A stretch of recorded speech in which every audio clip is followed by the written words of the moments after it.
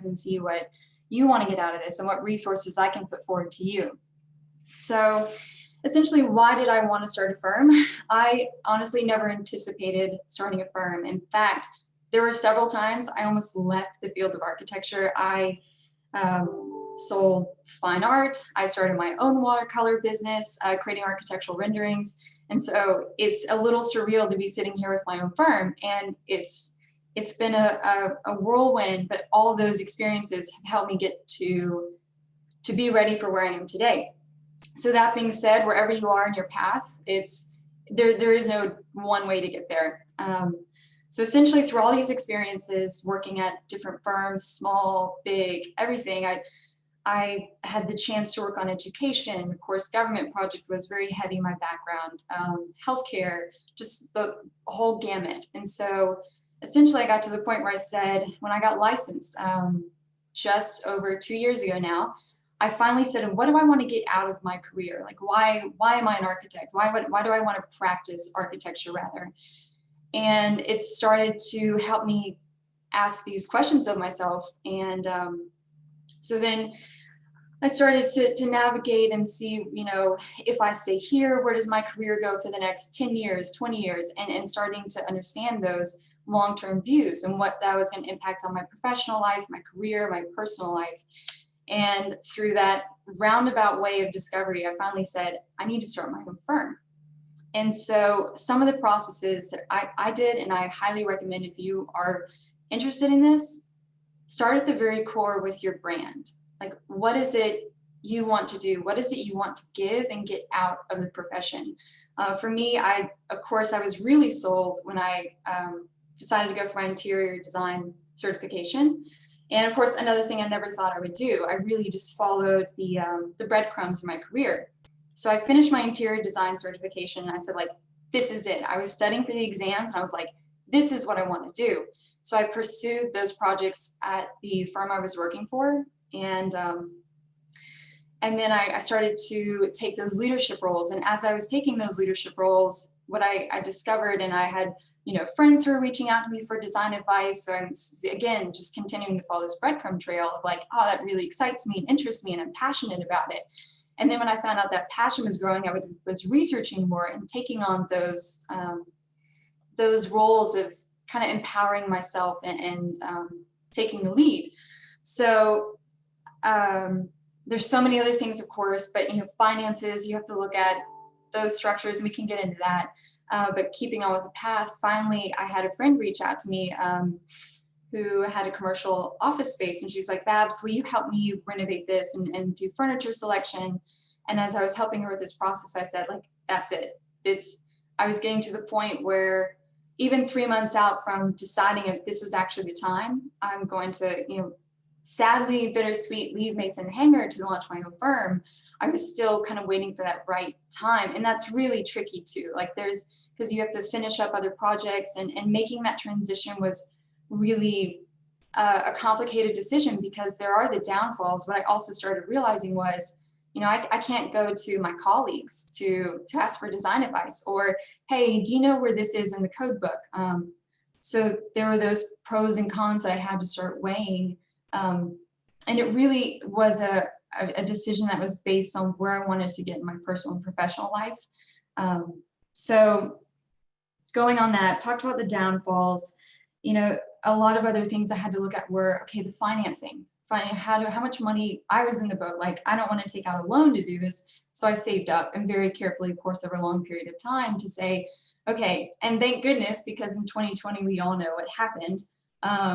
I saved up enough to where I knew I could sustain and not worry about going hungry, say it just all hits the fan, right? And then looking at, what systems do you have to have in place? What's your business plan? What's your goal in 5 years? Even if that's not what is going to end up happening, you have to have some vision of like, where do you want it to go? And I go back to this with your brand planning, your business planning. And so I made the flip, and in January, of course, I launched my own business, which is great. I got set up at home. I gave myself a few weeks to do very time-consuming paperwork that just wasn't going to work out working at my firm at the time, and set everything up. And of course, we all know what happened in March. the world pretty much started standing still. And so that was another time where I'm thinking, okay, great. Now I quit my job and I've started my own firm. And so I just took the opportunity to say, like, okay, well, what can I work on now? And I like just made those same moves and kept kind of growing the foundation, the systems, and getting everything in place. And then, of course, April, I got a call from a GC contractor I'd worked with up in DC, and he said, hey, we have this 1,500 square foot, fit out. We'd love to bring you on board. And I was like, okay, finally. That was a huge wave of relief after this COVID. No one knew what was happening. And I'm thinking, like, great, I'm also in commercial office space fit outs, and nobody's in their commercial office space.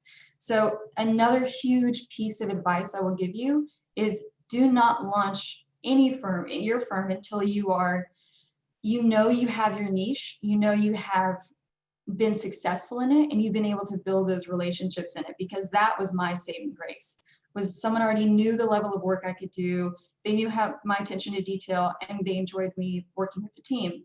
So that's hands down probably one of the biggest pieces of advice I will give you.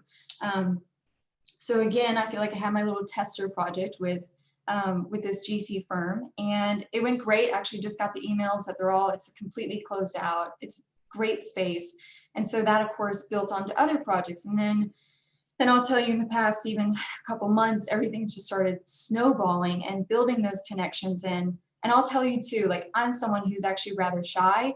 I don't know how I come off, but I am really rather shy. I'm not one to walk into a room and introduce myself to complete strangers. But as I grew my business, I was like, well, now I have a purpose to do that. I could walk up somebody confidently and start a conversation and try to work on building those relations. And that's also been extremely helpful as I've gone forward. It's kind of forced me to in my own personal development to be more confident, to look outside the box, to have to trust myself, because I don't have someone in my own, obviously this is just me right now for the moment.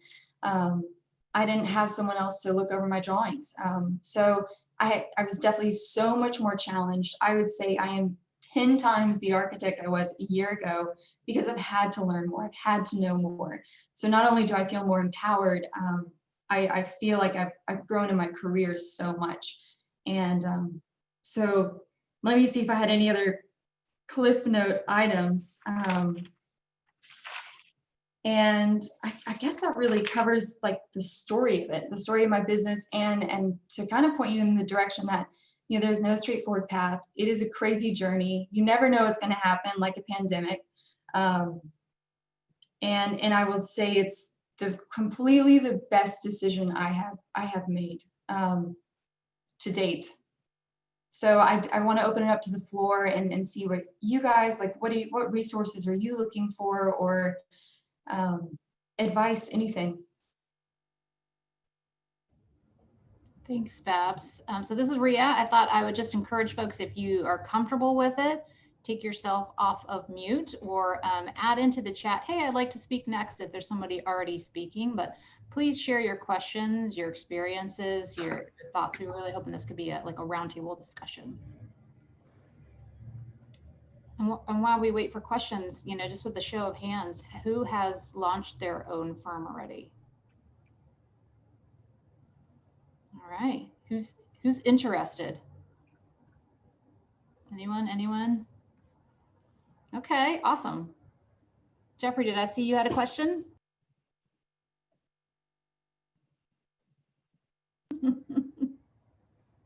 Great. So something else I found really helpful as I knew I was making this decision, which maybe should have been a red flag to the firm I was working for at the time.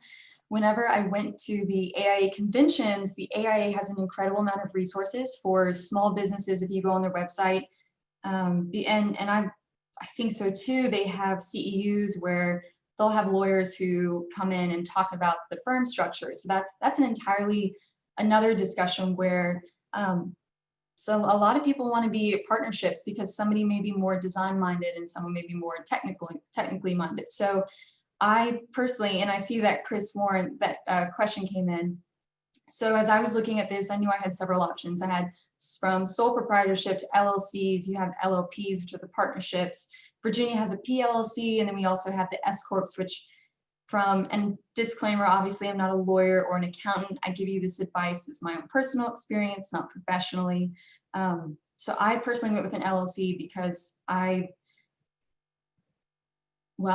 guess I just knew I wanted to be the sole business owner and grow that structure of the firm under my leadership. And then bring on those designers and bring on the team to work in that type of structure. So I personally went with an LLC. I know a lot of people have had success with the partnerships, the LLPs, and then of course moving into the S Corps is what I'm understanding more financially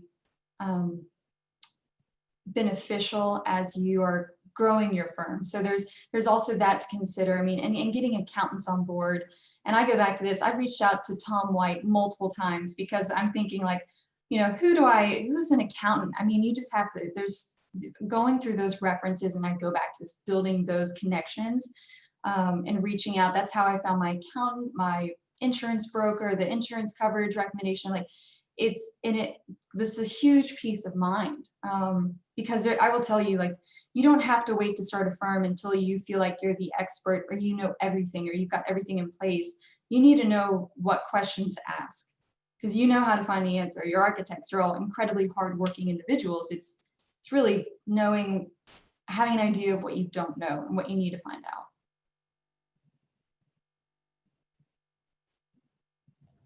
So we did have a question from the audience.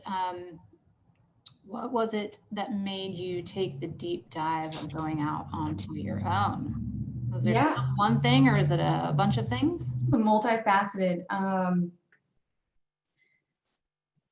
So once I got licensed, it was, I looked at the trajectory. I really looked at the people working ahead of me, and I thought, okay, well, if I stay here, what will my life look like in 5 years or 10 years? And are these the projects I want to work on? It was really that, like, I had crossed this huge hurdle. So now it's like, now what?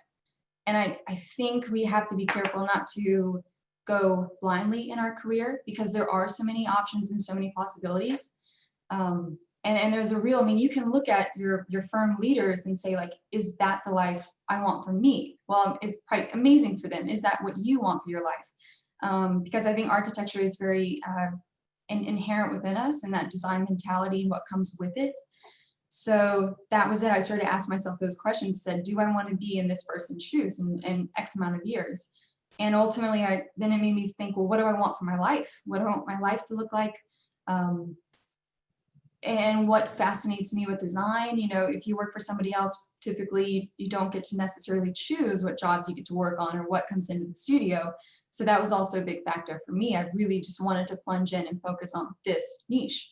And as I realized I was building those connections, and like I said, when I also made my exit move, I of course checked with my bosses, but I emailed those connections to the GC firm, which now has been my bread and butter, to say, like, hey, I'm leaving. And of course I got the response of, like, we would love to reach out to you, right? So it was I didn't really have a timeline for, like, okay, in 2 years I'm going to do this. I just knew that was my goal, and I kept plugging away at the things to get there as those little, I could say, breadcrumbs. I mean, it was really organic. Great, thanks. So, ooh, great question. Yeah, you want to go ahead and read that out and see if Nick has comments? Yeah, from Chris Warren. Can you list out how many people you had to hire and consult before you started? Lawyers, accountants, how did you pay for them? So that's a really good point too. Fortunately, when it comes to the accountants and the insurance brokers, of course, you don't have to pay for that until you get started. I actually did not have an accountant until just recently, where thank you, Tom White, gave a great recommendation.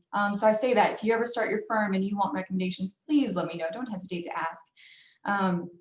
So fortunately, with some of those professional partnerships, I say you don't have to pay for it, which is really great. In terms of the lawyers and the legal structure, there's a lot of information out there you can research.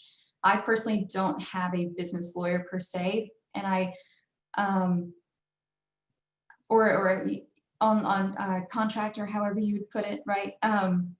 But a lot of times what I've had to do is reach out to my insurance brokers to say like they have legal teams on staff who have been able to help me with those architecture specific directions. And when it came to setting up my LLC, I didn't use a business lawyer. That's probably the better way to say it. I don't have a business lawyer, but architectural lawyers or lawyers for design profession typically do come through your insurance carrier. So there's that benefit. And then, of course, those services you do have to pay for at some level. But in my LLC, I set it up myself. I did all the paperwork. I took care of the accounting. Another huge piece of advice I will tell you is do not spend money that you do not have to. I was so nervous in January thinking, I'm working out of my home. No one's going to take me seriously. And then in hindsight, the joke's kind of on me because we're all working from home. So that was a huge weight off my back. And then I waited to get all the systems, certain things. If I didn't upgrade until I had to upgrade to get it. And that really helped, that peace of mind with carrying the overhead and maintaining that financial strength of the business, and was very helpful. And Nick Wade, you made a great point, advocating for working for different firm sizes. I learned so much. I worked at firms with 6 people. I worked at firms with 250 plus. I worked at A&Es, strictly architecture firms. Like that to me, and I especially working directly with engineers in-house, I found incredibly beneficial in terms of learning about the collaboration, the team building, because apparently architects and engineers don't get along. Fortunately, I've not had that terrible experience, and I can't imagine because you're both working towards the same goal. Especially I've worked for general contractors back when I was in college, and that, I mean, it's funny how it all does really come together because I find that work even more collaborative to an extra level. It's the success of the project, which is really great. So Jeffrey, you said, did I have startup funds or seed money before beginning? I was very thrifty, and I saved up a nest egg, which I will say extremely grateful for when COVID hit, because I mean, I was kind of finishing up one little project I had, and then the world stood still for a bit. So I had no idea what was going to happen. So I definitely financially planned to say, I know I can cover this for X amount of months. And worst case scenario, I feel like I'm good enough at what I do that somebody will probably hire me back if it just completely fails. So there was that comfort. Gabby, great question. How is balancing work and personal life being a one-person studio? I have learned I really struggle to compartmentalize because my office is literally in my home. So while it's a really easy commute to the coffee machine, it's really hard not to always be on the emails or on the phone. And especially like when, and I say this, like when you hire B Grace Design, when you call, you're going to get me. It's that level of one-on-one guaranteed service, which a lot of people when you work for, they want it. They don't want to just call up the firm and it's like, someone who kind of is working on the project, who's got to go check on something and has to get back to you. So when somebody calls or somebody emails, I want to get back to them right away. I mean, to a fault, I would definitely say. So I struggle with that. And I think that goes down to more discipline specific. And I've had to learn how to work. Like I'll get up super early. I don't even want to tell you how early to work on my drawings and architecture specific and tasks. So I know nobody's going to interrupt me. And then I know when I generally get these meeting times and these calls. So I've had to really learn how to structure my day out as well. But then I say also in terms of personal life, the huge benefit is that, here's a break in projects. I don't have to ask my boss to take a couple of days off. That has been the nicest thing. If I want to get up at 4 or 5 a.m., it's really early. I can take an afternoon nap if I need to and not feel like, no one's going to wonder where Babs is not at her desk. So you get to tailor your workday to your lifestyle, like what fits your body, your mind, your wellness. And so that was a really huge thing for me too. And a really big benefit that actually took some time to shift, because I'm a clock in, clock out girl. So I had to learn like the benefits and the drawbacks to working from home. Ooh, Laura, yes. Can you talk a bit more about the interior design certification? What led you to get it and what's the certification? So some states, I think many states, Virginia is definitely one of them, and DC is as well. You have to say you practice as an interior designer, you have to be certified. And especially if I'm going to say B Grace Design is an architecture and interiors firm, the firm has to be professionally licensed for that. So that's really another thing to consider with, with going through. I think we're D4. I get DC and VA confused, so we're D4. So you have to get all those certifications and keep in track with that. And there is so much business paperwork to keep in mind and keep in track. And so going back to the interior design certification, and of course that's where I fell in love with what I knew I wanted to do. I really got it because a lot of government contracts require a certified interior designer. So that was the first bit. Studying for those exams, I will tell you, having already passed my architecture exams was incredibly helpful. I was so nervous, and there are 3 exams for it. You can only take them in October or April. Historically, pre-COVID, I don't know how they're going to do it now. And the 3rd exam, I will tell you, was equally as hard as my architectural exam. I have a huge amount of respect for interior designers and what they do, and it gave me a light into the field where it's very code heavy. It's very much interiors, all the codes, and just on a more detailed level. So I hope that answers your question. I definitely studied solidly for 2 months before taking those exams, if that gives you a time frame. And then Ryan, you said, what were the major items you needed to check off prior to making the jump into starting your own firm? Obtaining licensure, gaining clients, the bankroll, big one, establishing confidence. That is huge. And were there any major surprises? Oof. So I will tell you, I actually never stamped a set of drawings in the office. I mean, of course, it was always someone who was higher up because we're talking huge projects. So while I led the design, I wasn't the one stamping them. And so when I got this first job, I can tell you now because it's successfully completed with accolades. I was so nervous. I'm thinking like, can I put together a set of drawings? It was like all of a sudden I felt like I've forgotten everything I've been doing. And I'm thinking like, what if I don't know what to do? How do I make a demo note? Like it just, the whole like pressure, because it starts and stops with me.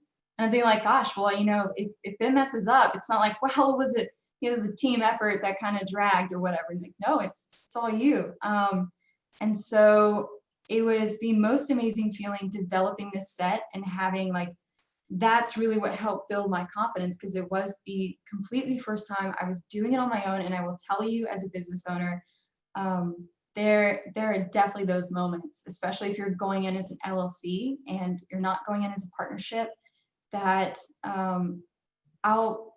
like I said, when I stamped those drawings, I felt like I could walk on water. It empowered me to say, okay, now what? How can I challenge myself now? I'm like, wow, it's really easy. It's not that scary. It does take expertise and knowing what you're doing at the end of the day. But that was a really surreal moment. And there's things I will do now.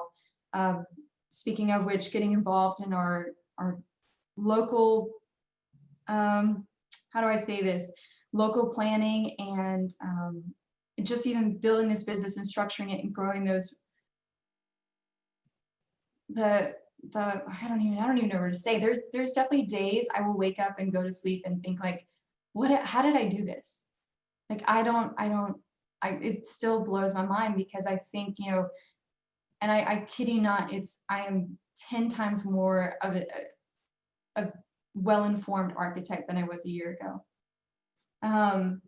So items I had to check off, I would definitely say when I was really set on like, okay, this is happening, I'm going to obviously once I passed my interior design certification, because I'd already been an architect, I knew I had to get that out of the way. I focused on that. I saved up the finances for it, but I really knew, and also looking to the firm, I'm like, okay, well, I had to look for a moment where all my projects were closing out, because I wasn't going to leave, especially if these were the people I wanted to hopefully work for one day again or get contracts with.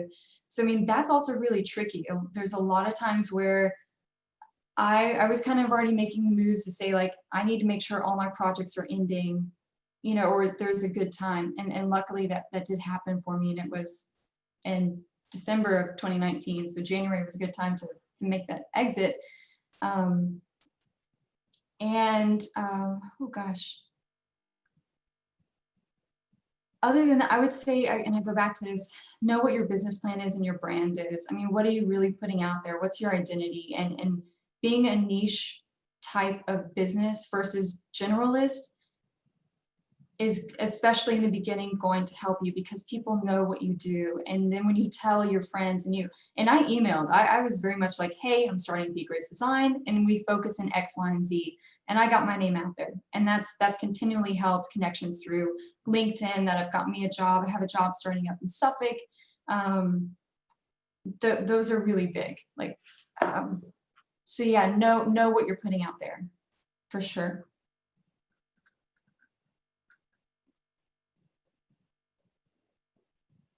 So Michael, you said, what were the non-design things you had to stake out in time to learn as you became the sole person driving your day-to-day work? That's a really good way to put it. Things like billing, marketing, software, IT, record management. So this was really great actually because COVID hit. I took time to set up all those templates, which I really didn't have. And as I got into the business again, like project folders, now how I was going to keep track of my own time. And I say this, I do it really simply right now because I don't feel the need to spend money on software that I don't necessarily need quite yet. Of course, I'm getting there. So now I've had to consult with, IT, with HR, because I'm soon going to be hiring. So it's definitely something like, don't feel like you have to have, you do need to have the big cornerstone things in place, like your professional insurance, you need to have your business plan, you need to have the finances, and knowing where you're going to work and what that's going to look like. But those other things, they really do fall together. And I think having that happen organically is much more beneficial than trying to push it out before it's ready. It just saves you the time, and then it's really focused on what you need it to be because now you have that need for it. Michael, I hope that answers your question. And a lot of this stuff, I'll tell you, I just figured it out. I didn't even know some of the systems that I now have. I just knew I had a need for it, and then I started researching. So I hope that answers your question. Corey, great question. Can you talk a little bit about developing a relationship with a group of colleagues so you can have a safe place to discuss challenges as a business owner? So that's a tricky one, and that's a really good one because as a business owner, you do have things you obviously don't discuss to the general public, or you keep at a certain level of confidence. So I do have those mentors in the field. I mean, even at the firm I previously worked for, where I know that if something comes up, I can discuss it with them. I would say you need to have those key people where if I really got into a set of drawings and all of a sudden I'm thinking, I have questions, I have concerns, you need to have those people you can reach out to that are invested in you, in your work, and where you want to go. And building those relationships, I would say more of even a mentor type of relationship is very important in building those bonds. And I would say, the way I feel like I definitely did that was, reaching out to people. I was really amazed when I did launch my firm. How do you say, the fortune favors the bold? I had a lot of people who were extremely supportive, and that definitely gave me a lot of confidence. But they made an effort to say, like, hey, let's sit down, let's have coffee. What questions do you have? So I think it very much even gets passed down. And those were firm owners themselves who I just happened to meet. And so I hope again to do that when one of you starts your firm, to say, hey, what do you need? And it really is that mentor-mentee type of relationship, which helps me feel comfortable and knows that, and I know I have a community to go to.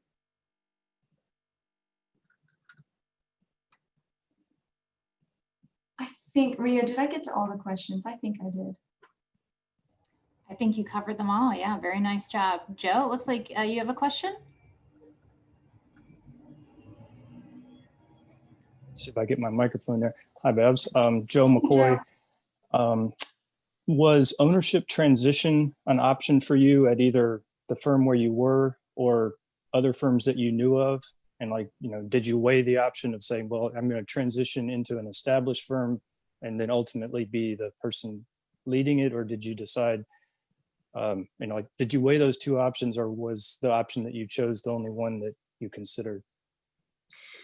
That's a really fantastic question, because and that was something I came to learn, that the employee ownership, I'm going to butcher this term now, but that the employees can buy into the ownership of it. And I guess me coming from a rather large corporate company that I believe was privately held, it wasn't something I saw currently at the firm. And it was really hard to leave Mason Hanger, because it was a fantastic firm. It was, you know, a great career path. But it was ultimately just a career and personal choice to launch my own firm. So there wasn't an option for that where I was currently working. But I do know there, of course, there are other firms downtown. And I do wonder, like, if I had been working for a different firm, I don't know the specifics of it, would that have changed my opinion? So it wasn't something that I even investigated too much, because I knew I would still, I guess I feel like I would always kind of be hitting a ceiling of what I was able to do based on what somebody would pass down. And I guess this was really bold and ambitious in me, but I was just like, I know I can do it. I want to do it. And I didn't feel like I needed to, or that it was right for me maybe to take that alternate path. I have a real quick follow-up on that one. Sure.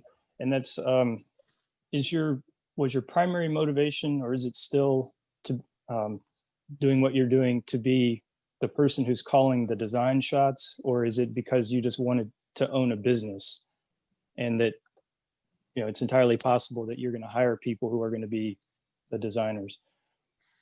I would say that's it. Entrepreneurship has always been something I've been interested in. My mom instilled that in me a lot, so that was a huge influence in my life. So I think I always do want to have a business, although I never anticipated owning a business, but this entrepreneurship does come very naturally for me. And I would say, no, when I start hiring, well, of course, I'm going to be the one stamping the drawings. Well, until my business grows to a point where that you pass it down to the architects on the job. I mean, I want to pass on the design. It is such an apprenticeship. I love doing the business. I love figuring out the accounting. I also love doing specs. I'm really a huge nerd. I kind of geek out over the technical info. So for me, like, every single component of running a business fascinated me, and especially doing it as an architect and designer. So my broad goals, not to go into it too much, of course, are to eventually transition into that S Corp and hire the interns and build a studio based on the values, how I think it should be run. Thanks, Joe. We have a couple more questions in from the chat. One person asked how your last firm took it when you announced that you were leaving and starting your own firm. So that, you know, I had a few people who weren't surprised. I think they saw the writing on the wall. It was really bittersweet, but I had so much support from the engineers, from, of course, my boss, who was director of architecture and eventually went on to become VP. And he sat me down, he gave me a ton of good advice, because he owned his firm at one point.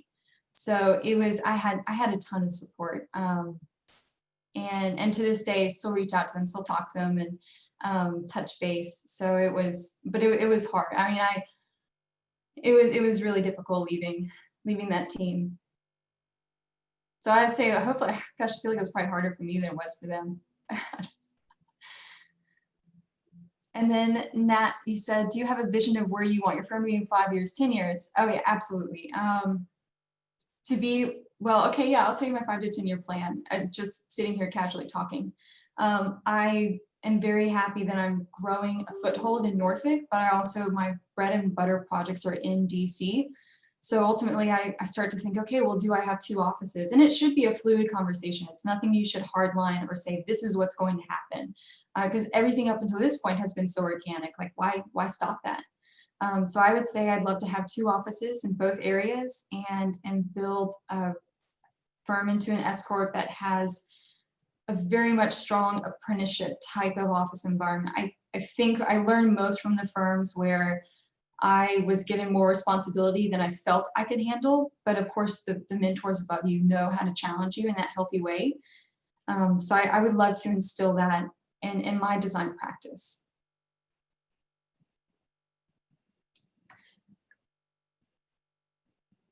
And then, please forgive me, I hope I'm saying this correctly, Ramatuli, you mentioned, do you ever think about creating a relationship with your past firm in terms of partnering with them on projects if they need a small business?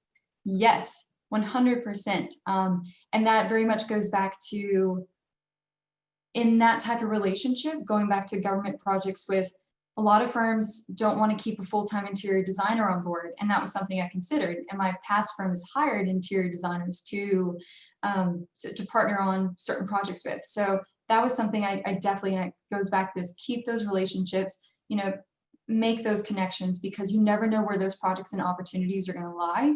And as we all know, things come on board really fast, especially I feel like now everything is going 60 miles an hour. So absolutely. I mean, and don't burn a bridge unless you have to. I mean, some bridges, you know, you have to burn if it's, you know, if you need to separate yourself from something. But no, keep those bridges really strong. Chris, what is your marketing strategy to achieve those longer term goals? So speaking of marketing, I don't know, maybe you guys are really good at writing. I am not. I have to say, I word vomit like paragraphs, like typed paragraphs, and I have an amazing marketing consultant who has been my saving grace. What I did, and I will say this in terms of my websites, my proposals, my anything that needs to be written and written well, I passed off to her. But what we did early on, especially going back to brand planning, I met with her, and the biggest thing she wanted to evoke was my voice. And I'd say she's probably been my biggest, I say business partner when you bring someone on board, but she's probably been my biggest business partner, because, you know, you have somebody who's not directly in the profession who can kind of get a bigger scope. And you do have branding consultants. I have a branding consultant as well.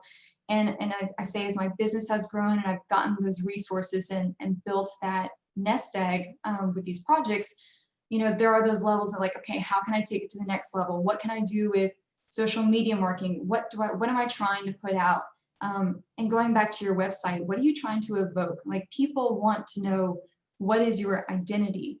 So, you know, with Be Grace Design, the identity was, of course, very inherent to my past with the fleur-de-lis and with watercolors and very artistic and organic. But it also had to, you know, and I struggle with it. How do I combine, you know, my artistic side to my architecture side, or do I separate them? And those were really hard decisions to make. But ultimately, people talk about my watercolors, of course, more than they talk about my architecture. And it goes back to, people want to know who you are. Like, you are the one who builds the relationship with your team, with the clients. So, and then ultimately your work speaks for itself and for you and what you put into it. So marketing is the most important, one of the most important pieces of that puzzle to put into play, because people need to know in a nutshell what they're looking at.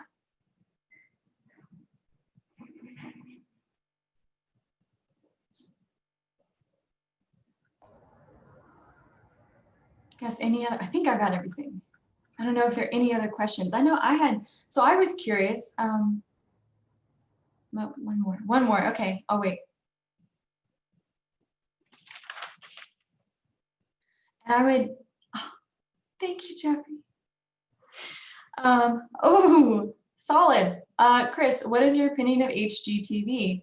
As someone who definitely watched HGTV growing up, and I would say The Sims, if there anybody else in here who played The Sims, because I mean, I think now looking back at it, I'm like, oh my gosh, like it all makes sense. I am here. HGTV, it's like one of those things you watch growing up, and then you look at the reality of like what people think about our profession and how quickly things can get done. And I mean, it is for show. And I think with residential clients, I hear from, and I am so appreciative of our residential architects. I have no idea how you do it because it really is client management. That people, as people are so invested in their personal space, I feel like with offices, people kind of lean on the architect. They know what they want. So it's two obviously very different styles of practice, in my opinion. So with HGTV, I feel like residential architects have a harder mountain to climb because, you know, people who love homes and spaces have watched these shows where houses get built in like a week and spaces get renovated overnight while they go on a, you know, vacation to wherever. And so it's, you know, there you go back to managing expectations with your clients and educating your clients. And that's from all levels, on timeline, on sustainability.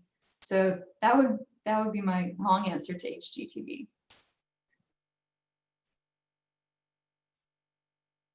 Yeah, I wonder.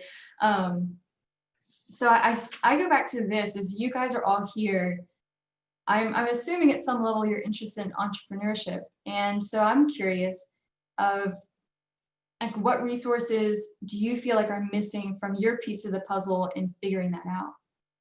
Because if anything, it's great to sit here and talk to you about my journey to hopefully make you feel more comfortable, because I will tell you, I was certainly scared. For me, it felt like there was almost like a wall behind me, and it just kind of kept pushing me forward. Like there was no turning back. It was something I just knew I had to do. And that's in my experience. But I was certainly thinking like, why am I doing this? Like, why would one take this leap or take this huge risk? And I go back to that best decision I've ever made. And life is certainly meant to be lived. But in your experiences, you know, what resources do you feel like you're missing, or you know, what are those deep down fears that you have that you're like, oh, I really would like to do this, but X, Y, and Z. And I go back to this. I put it, it's like way up in the chat now, but I'm going to put my email address into the chain. So if you have any questions, because of course, you know, like I said, you're also here. So, you know, some things you maybe not feel comfortable asking out loud. So please email me if you do have any questions. Because I think like mentorship for me was so important. I want to give that to you. Okay, great question. How to connect with clients when you are not client facing in your current work. Can you elaborate on when you say client facing?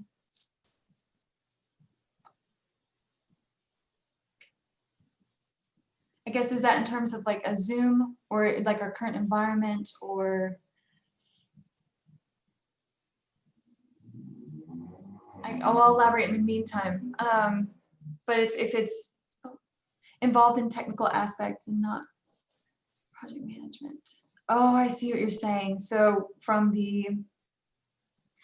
that was tricky. Okay, so and that was one of the things where,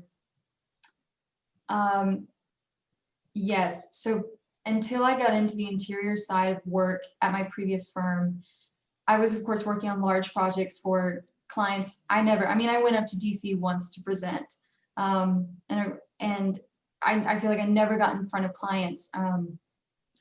And so once I went into the interior side, of course, then I was the only interiors person in the office. So I started meeting with the clients and building those connections. And so that's a really tough one because you want to get your face out there. Then I would say going to networking events, which is also very hard or very difficult. I know, so locally, someone recommended Crew. So it's a real estate group. So going to those get-togethers or gatherings or meetings or Zoom meetings. I mean, and I say this, like if you put your face out there and you present yourself well and your identity and your brand, people are going to bite if they know what they're getting. And so reaching into those professional organizations and LinkedIn. I mean, honestly, it kind of does surprise me how LinkedIn is such a great resource for the job I got in Suffolk is because of LinkedIn. And then you go and you sit down, you meet with them and you talk and you build those connections. And then I also say being involved in the technical aspects, you're growing your career from the technical side, which is super important. So don't feel like you're falling behind by not getting in front of the clients. And then I would say this too, like tag along to meetings. Every time I got the chance or could go to a site visit, you tag along to the meetings, introduce yourself to everybody, and you build through it that way. Go follow them on LinkedIn and reach out to them. And so you definitely have to be headstrong. So Babs, I had a question. Yeah. Since we asked early on who was maybe interested in starting their own firm, and there were a couple like maybes. Yeah. What lessons did you learn at the launch of your firm that folks could take back into their own roles in their current positions where they might take on specific responsibilities or advocate for stronger leadership roles? What would you suggest they focus on, or what lessons do you think you could give for people that are still working within their own firm that want to maybe consider pursuing launching their own? If you are interested in starting your firm, and I know I wanted that confidence that I could do it, I worked to take that leadership role on the project. And I say do it helpfully. Don't try to take over the project if you're working with a team.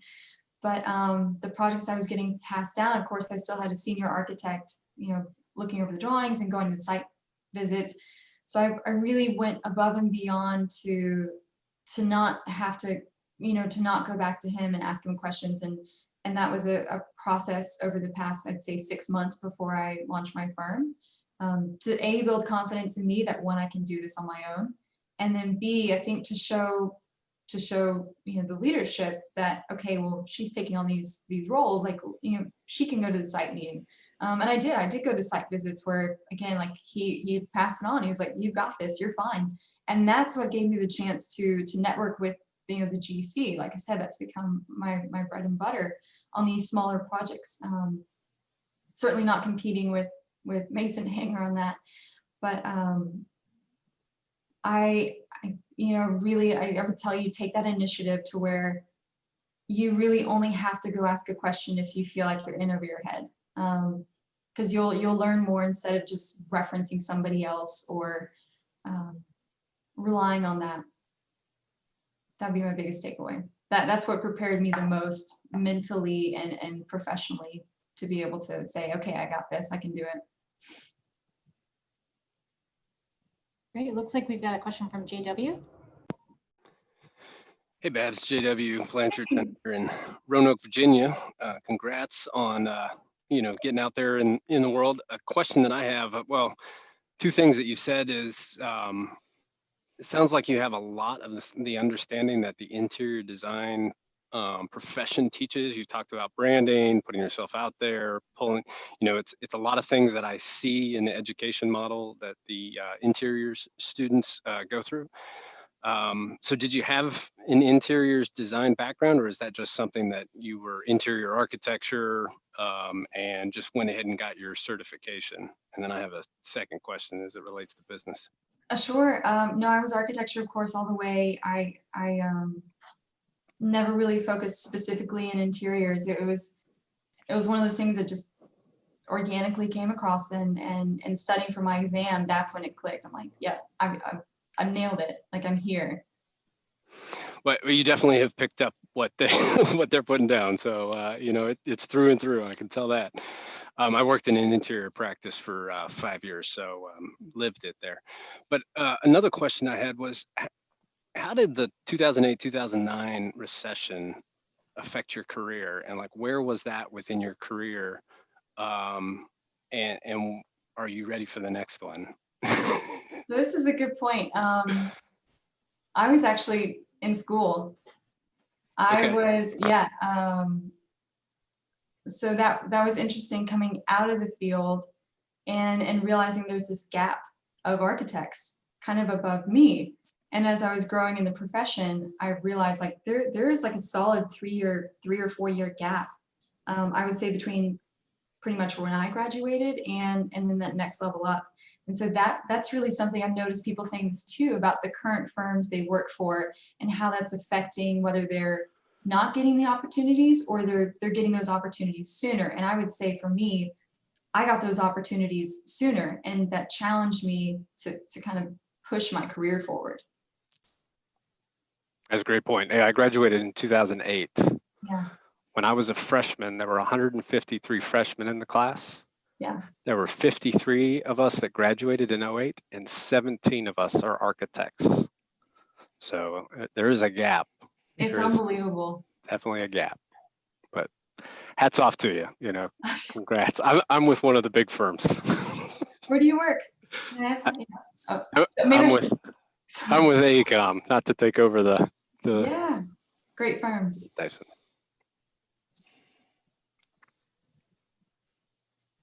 So I guess going back to that, any resources, the AIA really has developed an incredible amount of resources. I go back to them and to reference multiple things when it comes to the business structure, and I reach out to the AIA if you have those questions. Like, they are there to be a resource. Certainly don't be shy about it. So Babs, we've got just about 5 minutes left.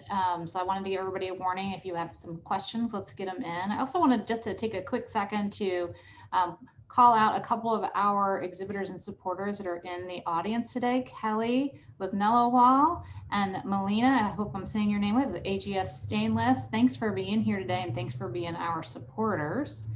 And then I wanted to give everybody a heads up. I hope that we will see you this evening at the session on intentional leadership as well. We've got some fun social events planned and some exciting discussions. So with that, I'll turn it back over to Bab to see if we've got any final questions before we wrap up. Hey, Joe. Okay, one more, sorry. Yeah. It sounded like you had a very positive support structure in your firm that not only was excited to see you go, but also gave you some good tips on how to do it.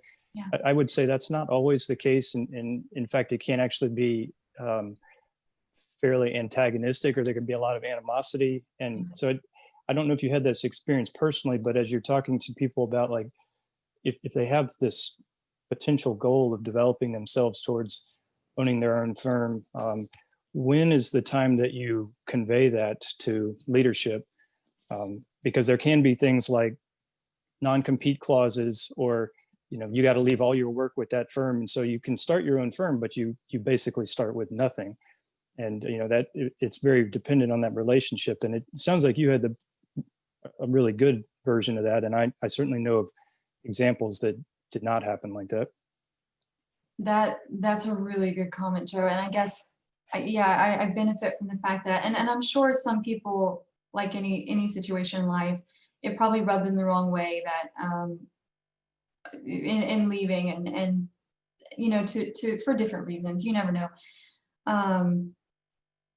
But the non-competes are really big. I do my research, and especially with the HR and understanding, okay, well, especially sticking with the GSA work and the government jobs, what are the concerns here that I could have? And of course I didn't have any, because I was, I guess, lower on the totem pole in terms of the whole structure of the firm. But those are really big considerations for, I've started everything from scratch, my AutoCAD templates. Of course, I couldn't take, work, and I don't advertise or market work from my previous firms because it's B-grade design work that has to be put out there. So those were really big considerations with, we really are starting from scratch. And that's a daunting, I would say that was a really big daunting fact. And going back to, meet with these clients, meet with the contractors. So a fantastic question. And I guess if and when that does happen, I always go back to this, there's always going to be one person, even, we can't please everybody. Someone's always going to think, well, you know, who like not going to have a positive experience. So my thought with that has always been, you know, if the majority at least outweigh like the naysayers, that's really important. Your reputation as a whole does speak for itself. Like you're always going to have one bad review, and hopefully not, but that's just the way life is, generally speaking. So making sure you really put yourself out there so that when people know who you are, it's coming from you and not from a third party.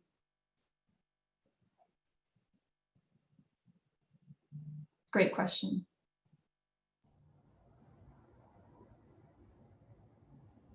Guess anything else? You guys have been great. These questions are fantastic, I have to say. Like this is, I can't believe an hour has just flown by. And please feel free to email me if you have any questions or follow up, or I mean, I'll be as honest and straightforward as I can, because it really is, it's a journey for you, for your family, for your career. You know, it's certainly no small step. It involves a lot of components. So just here for a resource if you need it. Great. Well, thank you so much, Babs. This has been a really enlightening discussion. Thank you for everyone in the audience for submitting your questions. I will look forward to seeing you all this evening at our upcoming panel. And again, thank you to our fabulous exhibitors and sponsors for supporting this programming.